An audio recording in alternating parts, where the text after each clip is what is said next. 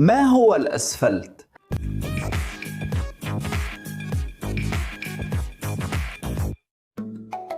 ازيكم يا عشاق الهندسة؟ عمركم فكرتوا في ايه اللي بيكون السطح الأملس والقوي اللي بنمشي عليه كل يوم؟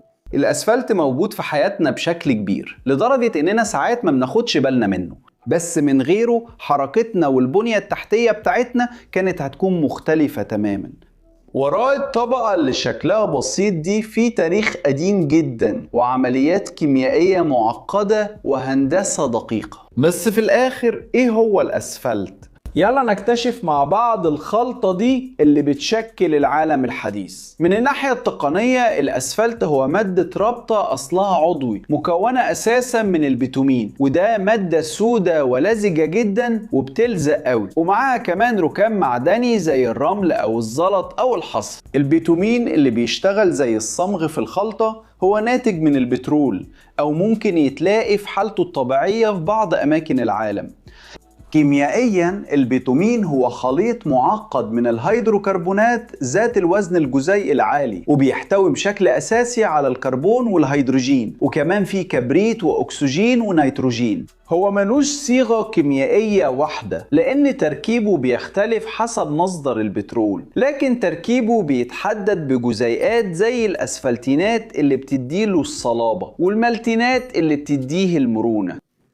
مهم نقول إن الأسفلت هو مادة مركبة، يعني مش بس بيتومين، وده لأن اللي بيكون الأسفلت كمان بيشمل إضافة الركام. زي ما قلت قبل كده مهم نقول إن الأسفلت هو مصطلح عام بيشير للمادة اللي بتستخدم في الرصف، بس في انواع من الاسفلت زي مثلا CBUQ اللي معناه اسمنت بيتوميني مصنع على الساخن، وده اللي بيستخدم في شوارعنا وطرقنا. بس كمان عندنا CBUF اللي هو الاسمنت البيتوميني المصنع على البارد، وده غالبا بيستخدم في التصليحات الصغيرة في الطرق اللي فيها حركة مرور قليلة. وكمان في الاسفلت المعدل بالبوليمر اللي بيزود المقاومة والعمر الافتراضي، وحتى في اسفلت مطاطي بيستخدم كاوتشوب معاد تدويره في الخلطة. بس لما تم اكتشاف الأسفلت أو البيتومين، تاريخ الأسفلت بيرجع لحضارات قديمة. الأدلة الأثرية بتبين إن السومريين من أكتر من 5000 سنة كانوا بيستخدموا البيتومين الطبيعي لعزل خزانات المية والمعابد في بلاد ما بين النهرين، والمصريين القدماء كانوا بيستخدموه في تحنيط الفراعنة أثناء عملية التحنيط. وكلمة أسفلت جاية من الكلمة اليونانية إسفلتوس اللي استخدمها هيرودوت لوصف الرواسب الطبيعية اللي كانت موجودة في البحر الميت، لكن ما كانش غير في القرن التاسع عشر لما المادة دي بدأت تستخدم في رصف الطرق. سنة 1870 الكيميائي البلجيكي الأمريكي إدموند سميث رصف أول شارع بالأسفلت الحديث في نيويورك نيوجيرسي باستخدام البيتومين اللي جابه من جزيرة ترينيداد. بس دلوقتي ازاي الاسفلت بيتصنع؟ كل العملية بتبدأ بتكرير البترول الخام. اثناء التقطير التجزيئي البترول بيتسخن في ابراج صناعية وبيتم فصله لكسور زي البنزين وزيت الديزل والكيروسين. المخلفات التقيلة من التقطير ده اللي اسمها متبقي التقطير الفراغي بتتعرض لعمليات زي التقطير الفراغي أو إزالة الأسفلت بالبروبان عشان نستخرج البيتومين النقي. البيتومين ده بيتسخن بعد كده لدرجة حرارة حوالي 150 ل 180 درجة، وبيتم خلطه مع الركام المعدني اللي اتجفف وبتسخن قبل كده. في مصانع الأسفلت النسبة المعتادة هي 5 بيتومين مقابل 95 ركام، يعني البيتومين بيشتغل كأنه أسمنت أو لاصق، والركام هو اللي بيكون أكبر حجم من الأسفلت. بعد الخلط ده الخليط بيتنقل وهو لسه سخن بين 140 إلى 160 درجة مئوية لأماكن التطبيق، وهناك بيتم دكه بواسطة مداخل ميكانيكية عشان يعمل سطح متساوي. وأكتر حاجة غريبة إن كل ده بيبدأ من نفس المكان، في البترول. أيوة، الأسفلت اللي بيغطي طرق العالم هو واحد من أغلى المنتجات في صناعة البترول، وفهم الموضوع ده هو مجرد البداية. نرجع للموضوع، ايه استخدامات المادة المتعددة الاستخدامات دي؟ اشهر استخدام هو رصف الطرق، وحوالي 90% من الطرق الممهدة في العالم بتستخدم الاسفلت، وده بسبب متانته ومقاومته للاحمال وكمان سهولة وسرعة تصليحه.